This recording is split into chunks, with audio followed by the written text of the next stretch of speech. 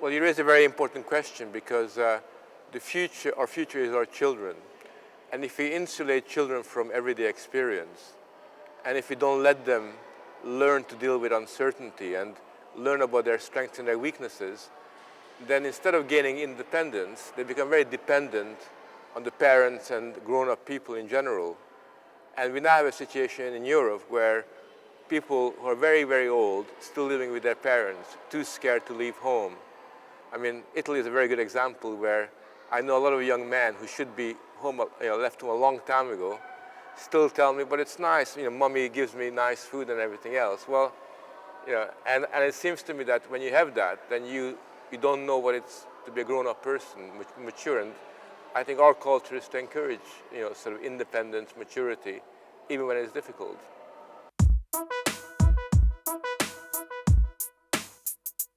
I think the way it's possible to change is by getting our kids to become more independent.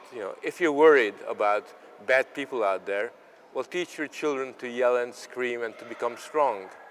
If you're worried that your child might not be able to deal with traffic, then spend a lot of time giving them responsible habits about how to deal with the outdoors. But the really important thing is, with a lot of love, push them out.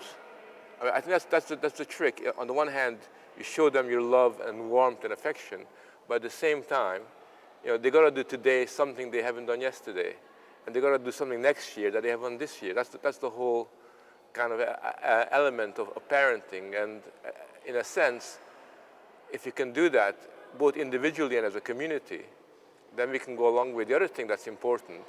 Is, of course, children become more independent the more the community backs them up.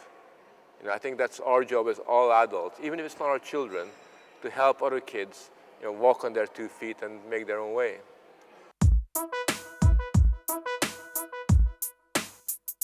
Well, I'm optimistic in the sense that I've seen people do that.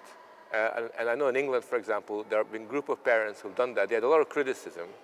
A friend of mine was criticized for being irresponsible, for letting his little girl go to school with a bicycle when she was 7 or 8.